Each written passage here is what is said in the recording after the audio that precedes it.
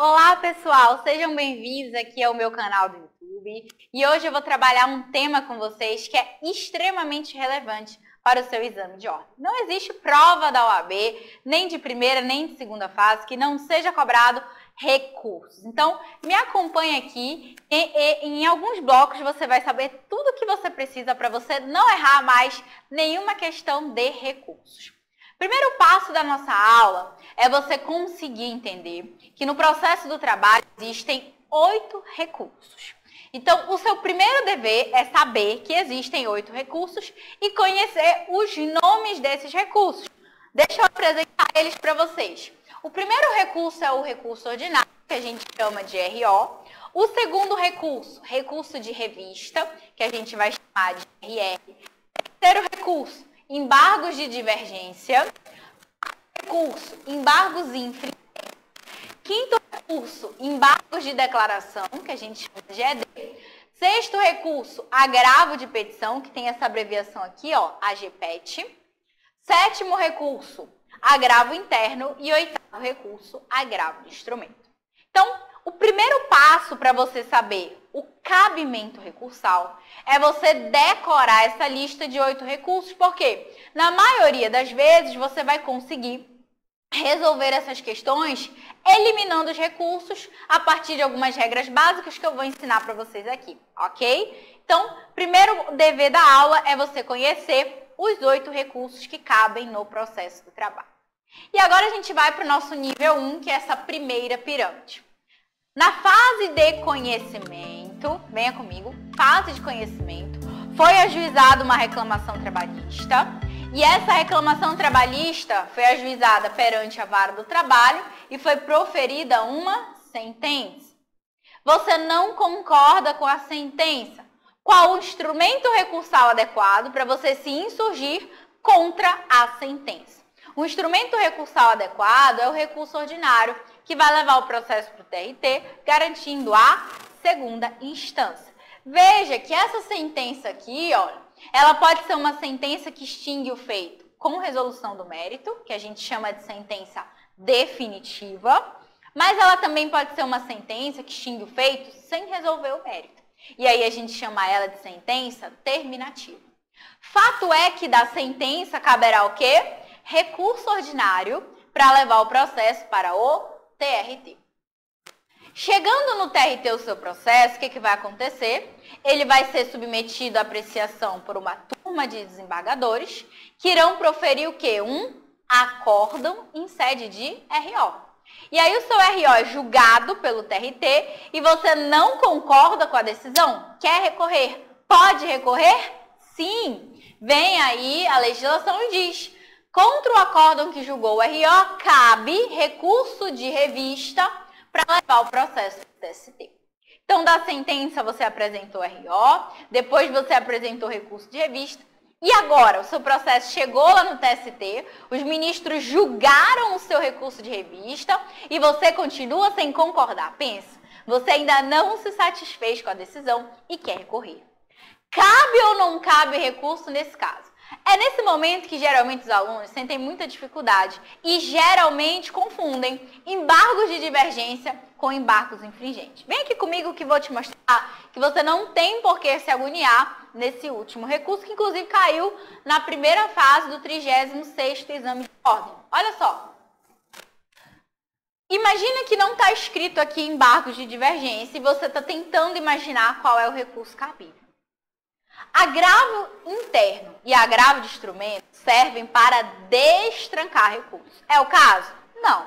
A gente está aqui numa situação em que o recurso passou e ele vai ser analisado mérito. Então, não é caso de agravo interno. Agravo de petição, a gente vai ver daqui a pouco, é o recurso da execução. Estamos na execução? Não, estamos na fase de conhecimento.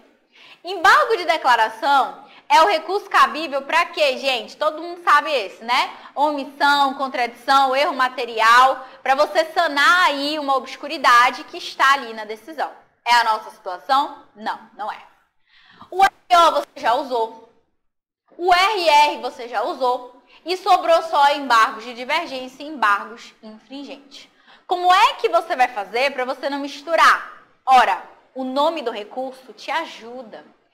Dentro do TST pode haver divergência, gente, entre as turmas? Pode haver divergência entre uma turma e a SDI, a turma e o pleno, a turma que não cumpre uma OJ, a turma que não cumpre uma súmula? Não, porque o TST, ele é o órgão pacificador da jurisprudência trabalhista, cabe a ele interpretar. E aí o legislador fez o quê? Criou um recurso chamado embargos de divergência, que você utiliza quando? Quando há divergência no âmbito do TST. Observou uma situação de divergência no âmbito do TST, caberá embargos de divergência para levar o processo para a SDI e lá a gente ter uma decisão acerca daquela questão. Então, ordem básica recursal, pirâmide 1, da sentença cabe RO, do acórdão que julgou o RO cabe recurso de revista e do acórdão do TST que julgou recurso de revista caberá embargos de divergência para levar o processo para a SDI 1. E com isso você venceu a primeira pirâmide. A segunda pirâmide ela vai tratar de uma situação especial, que é a ação originária de competência.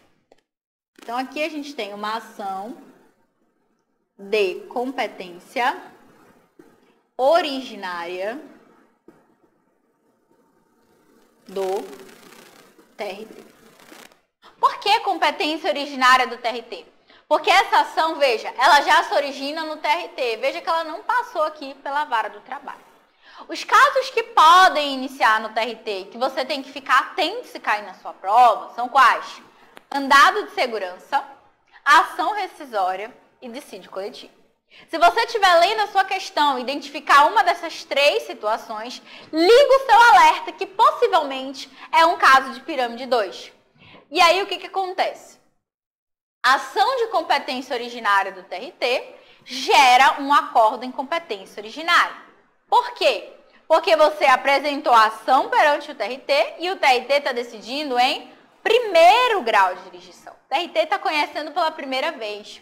Professor, esse acórdão não é igual a esse acórdão aqui? Raciocina aí e veja o que você responderia. São iguais? Esse acórdão aqui do TRT não está julgando o RO?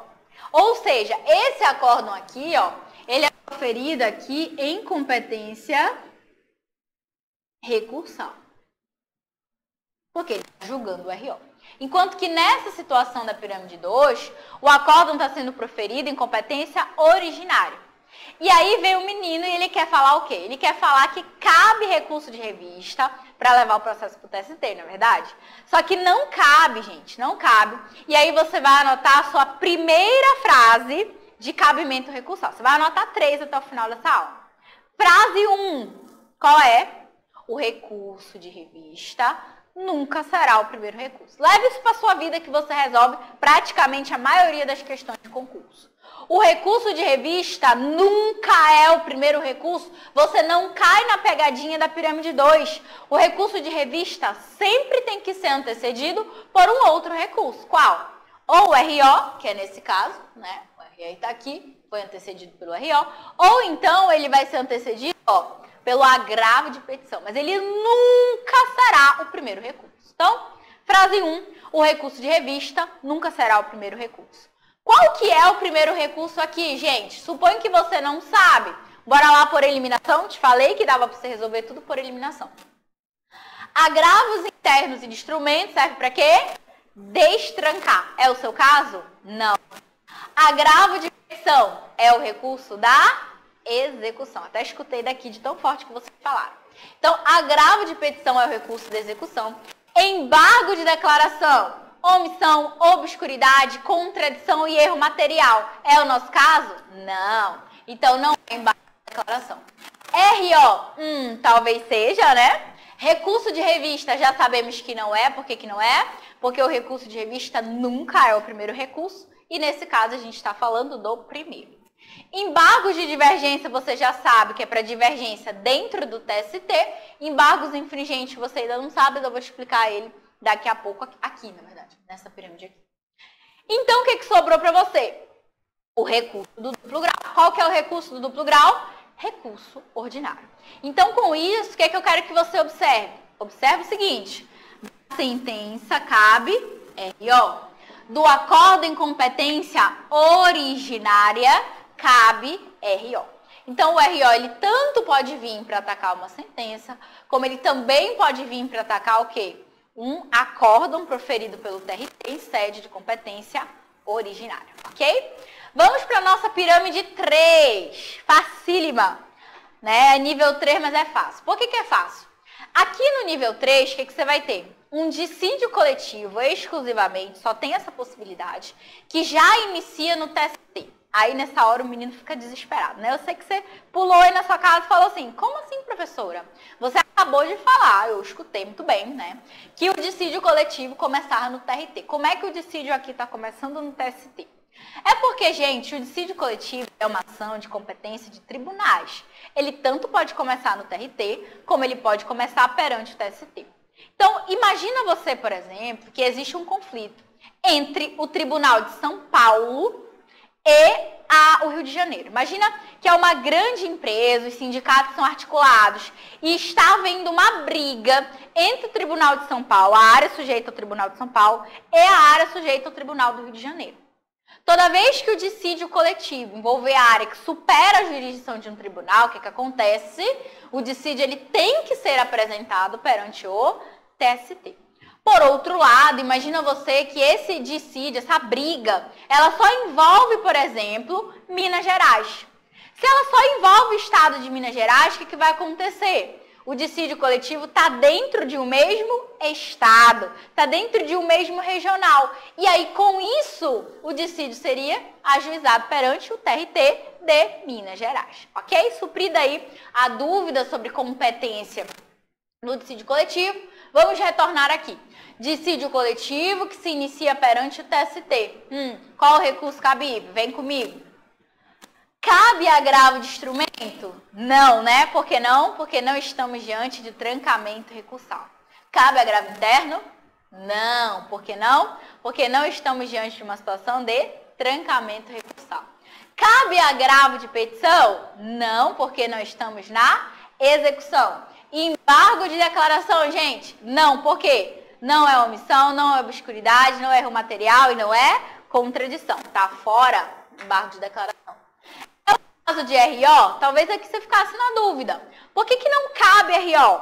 Porque o RO, veja só, ele é ajuizado na origem para subir o processo por uma instância superior. Ele é ajuizado aqui no segundo grau para subir o processo por segundo grau, não, né? No primeiro grau. Ele é ajuizado aqui perante o TRT, de forma originária, para subir o processo para o TST.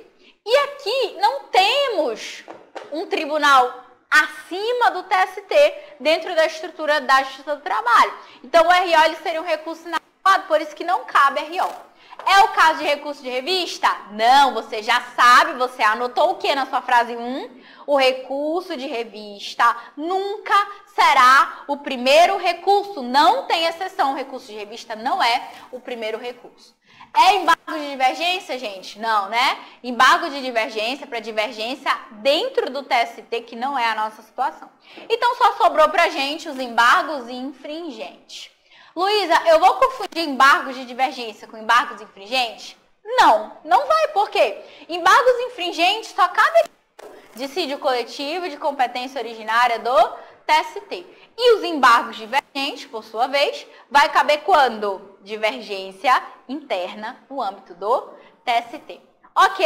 Respira que você já chegou num excelente nível. Você já sabe aqui, ó, o cabimento básico, intermediário, já sabe até o recurso que cabe para atacar o dissídio coletivo ajuizado perante o TST. E aí, para a gente fechar a primeira parte do nosso bloco 1, né? A gente vai ver uma pirâmide muito parecida com a primeira, só que ela vai tratar um detalhe que tá, uma palavra, gente, que vai aparecer lá, que vai mudar toda a sua interpretação, que é a fase executiva. De tudo que a OAB tem cobrado nos últimos exames de ordem, a gente observa um maior apego aqui à pirâmide 4, tá? Ela cobrava bastante a 2, tentando fazer a pegadinha do recurso ordinário com o recurso de revista. Agora ela já está cobrando aqui mais a pirâmide 4. Como é que você sabe que você está lá na pirâmide 4? Você vai ler a questão falando na fase executiva. Meu amor, se você leu lá na sua prova, na fase executiva, você vai lembrar da sua frase 2. Frase 1, o recurso de revista nunca será o primeiro recurso. Frase 2, o agravo de petição é o recurso da execução. O primeiro recurso na execução é o agravo de petição.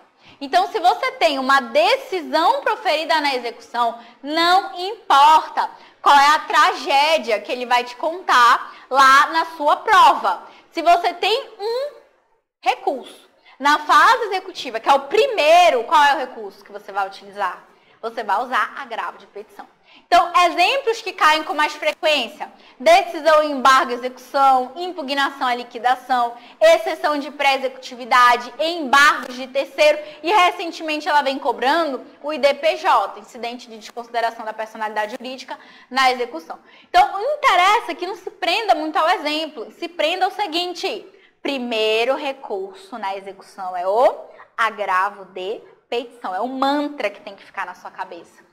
O recurso de revista nunca é o primeiro recurso. O agravo de petição é o primeiro recurso na execução. Você já sabe duas coisas muito importantes. E aí o que acontece? O resto da pirâmide 4 é idêntica à pirâmide 1.